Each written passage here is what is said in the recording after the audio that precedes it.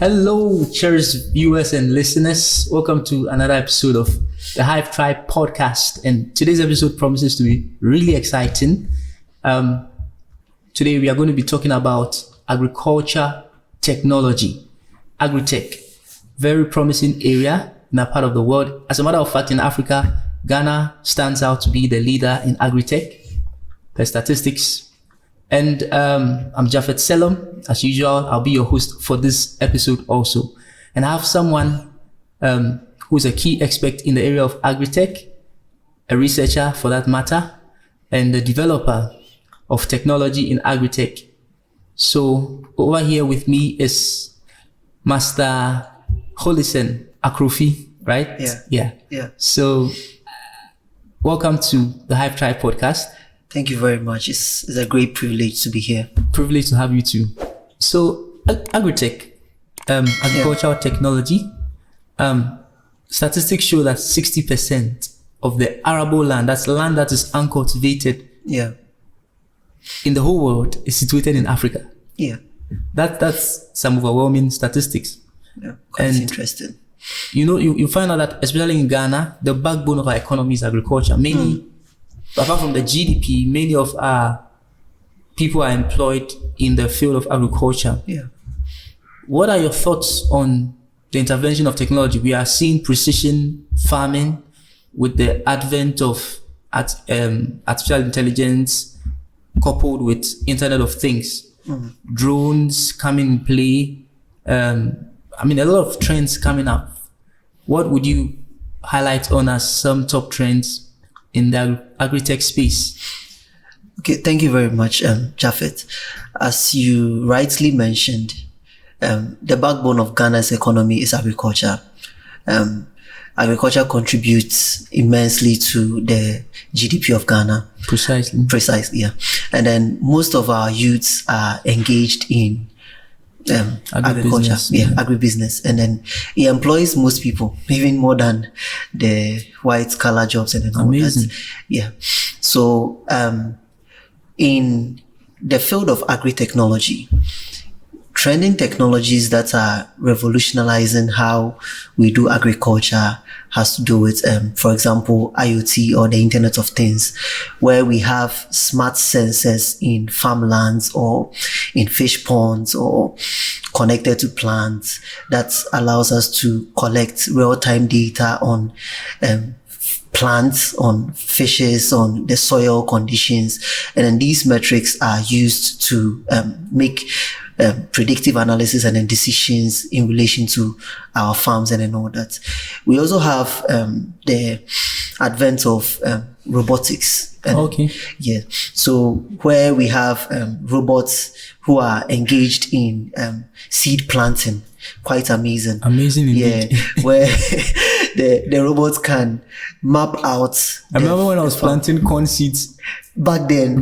Yes. I didn't know that robots are now going to be doing that. Yes, exactly. Wow. So we have robots that can map out the dimensions of the farm using some help from satellites and then all that.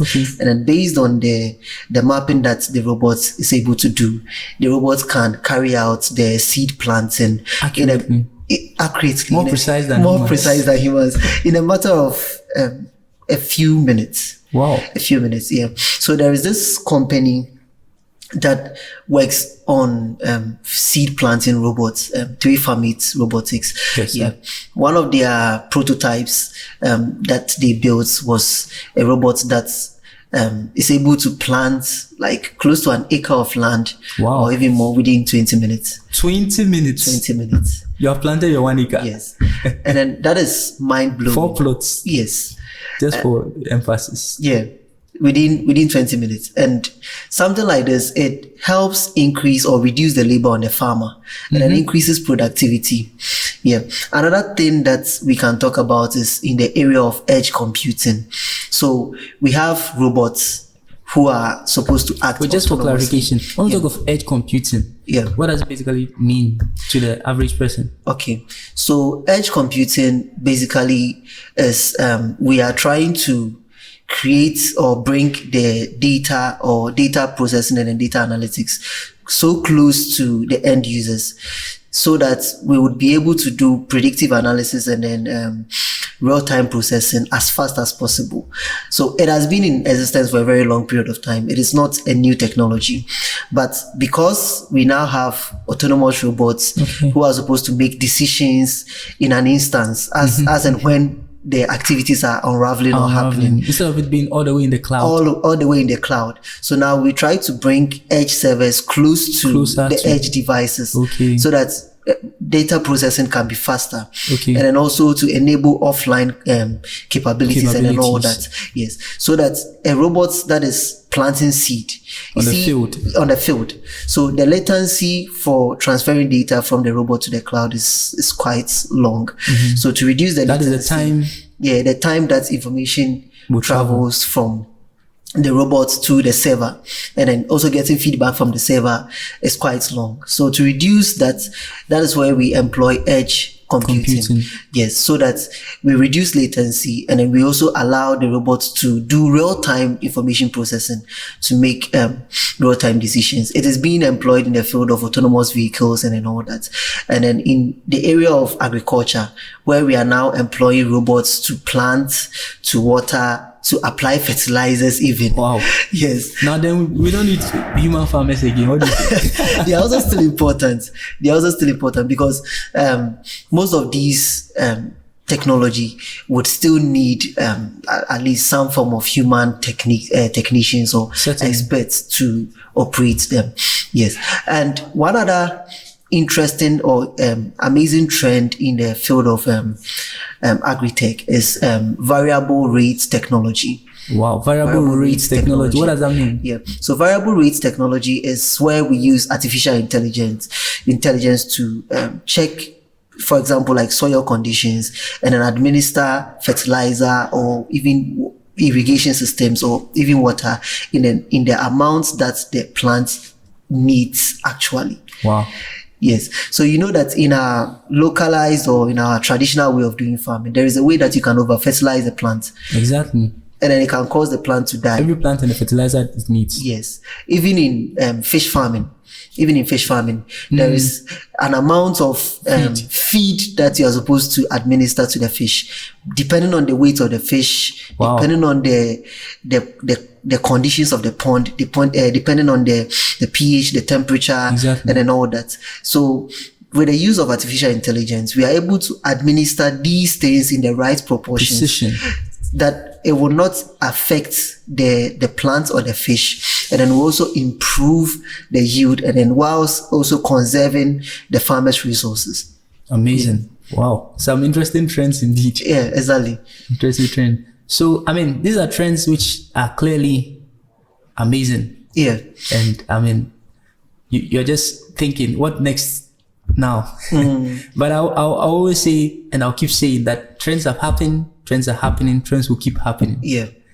But in between the trends today and the trends tomorrow are the gaps. And anyone who can fill the gaps will get to the trends tomorrow. Yeah. Yeah. So what are some of the opportunity gaps you would highlight on as pertaining to agriculture technology? Okay. So let me touch on this particular challenge. One of the challenges that we mostly face in the agriculture sector is post-harvest losses. So you would cultivate the crops or your product, and at the end of the day, because you lack the market to sell it immediately, the product can be there and then they will just get rotten and then spoiled, and then it leads to wastage of food. You know, the world's population is huge. We need more food to feed more people. We need more fish to feed more people. So if you are wasting more food, it means that it's unnecessary hunger. Yeah, exactly. Unnecessary hunger. So in order to tackle that challenge, we would need to have better supply chain technology that allows us to move our produce right from the farm to the tables of the consumers. So some companies are excelling in that. Okay. One company is AgriConnect. AgriConnect, yes. I think I've heard of them. Yeah. So they allow the farmer to bring their products from the farm to the consumer, so that the consumer can just go to the platform and then purchase the farm produce. So if we have technologies like this, that we are able to bridge the gap between production and then consumption. It would help improve AgriTech, and then it would also, in the long run, impact the farmer also, so that they will not make a lot of losses. Another thing that we can talk about is adoption. That's a very big one. Yeah, exactly. Especially in our local community. You see, one thing I noticed about Ghanaians is that we always like doing things in a particular way that we know works. Africans, yeah. So some people are watching us from Africa. Exactly. From all across Africa. Yeah, and I actually think this is an opportunity for most of us to change our mindsets. Yeah. So we like doing things in a particular way. I did A, and then it works, so let me continue doing A. But then sometimes B might be the best option, or C might be a better choice than B. So adapting to some of these technologies would help us improve. But wouldn't there be some things that would encourage the adoption rate? Yes. So some of the things that would encourage the adoption rate is one, some of the technologies that we develop as engineers, most of them are very expensive. You see? Yes. So the cost. The cost. So the issue is that there is not much funding or resources for us to develop these solutions. So the time that it will take you, the money that you will spend to make one prototype, and then at the end of the day, selling that prototype to the farmer, it becomes really, really expensive. So most farmers are not willing to buy into those ideas. Average farmer cannot afford it. Yes. So if we are using cost-effective materials to produce resources or technology that is cost effective for the farmers, that would actually help bridge the gap of adoption, because since it's within their means, they would likely patronize the technology. And then also education. People need to know. People need to know. So there is AI, there is IoT, there is cloud computing, there is robotics, so many technologies to talk about. But the question is that the average farmer is not interested in these. Exactly. He's interested in how he's going to get his produce. So how do we educate them to make them aware of the technology that is out there, the impact that these technologies are having on some countries, and then how we can adapt them in ours? One practical example, if you take Singapore, for example, Singapore is a very small country, and they realized that they didn't have enough land to cultivate like more for farming. So now one strategy that the country of Singapore is adapting is using what we call soil-less farming. Wow. Farm without soil. Yes. Where vegetables and then other plants that have shallow roots are planted in conditioned environments. So because we can control the environment, now we can plant more plants. So the environment is not the soil. Yes. Interesting. Yeah. So you see that we have, instead of now going horizontally and then occupying more land, now we go vertically. So yes, so we create beds or shelves, that's tall beds or shelves, and then you can say the sky has enough room. So we have, so you can only have one plot of land and plants for 10 acres. You see, and then these are things that they are doing over there, and then it is really helping them. They employ VRT, as I mentioned, variable rate technology. So there is technology, there is a computerized system or a centralized system that manages the amount of nutrients that every plant is getting at every point in time. Wow. And then they're able to grow these plants, and then they make a lot of profit. So then we have to explore that, because it's not yet here. Yeah. And how it can fit our context. Yeah, exactly. Wow. So many opportunities to take advantage of. So how does someone position themselves to really take advantage of these technologies? Because I see the next trend makers in the AgriTech space watching and listening now. Yeah. And I want to challenge them to take a bold step. Yeah. What should they do? Okay, so I will look at this in 3 areas, because when we talk about agriculture, we have the farmer, so in AgriTech, we have the farmer, we have the engineer, and we have the consumers. So first of all, the farmer positioning himself to become more competitive to other farmers would have to adapt these technologies in their farming practices. So if you adapt these technologies into your farming practices, you reduce costs. Exactly. You increase your productivity, and then you are able to provide food or your product all year round. For example, like smart irrigation farm systems. You don't need to wait for rain to be able to plant. And the water is always available. The world is 70% water. You see? I know, right? And we have the engineer. So now the engineer is also supposed to take advantage of developing solutions that the farmers need. Low cost solution, emphasis on low cost solutions. Surely.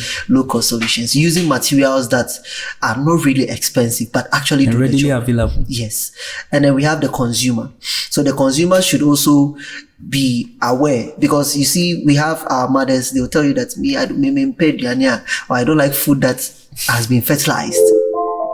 You see, yes. But if they are aware, then they'll be able to do that. Yeah. Okay, amazing.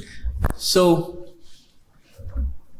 whether you are a farmer, a consumer, or an engineer, there's something to do. Yeah. So, thank you so much for those insights, and I'm sure that our viewers and listeners are going to challenge themselves to take action. Yeah, thank you. And step into the next big trends of AgriTech. Thank you. Thank you for your insights today. Thank you. All right, so this episode has been exciting, as I said. AgriTech is a very promising area, one of the top areas. In fact, in the African sub-region, Ghana is named as the leading in AgriTech. But there's so much more opportunity gap from today's discussion. I want to challenge you, take action on the steps that have been highlighted on, and decide that you're going to be part of the next trend makers in AgriTech. Watch out for the next episode. It's going to be much more exciting, insightful, informative. Subscribe, like, comment, share, and spread the news. See you in the next episode.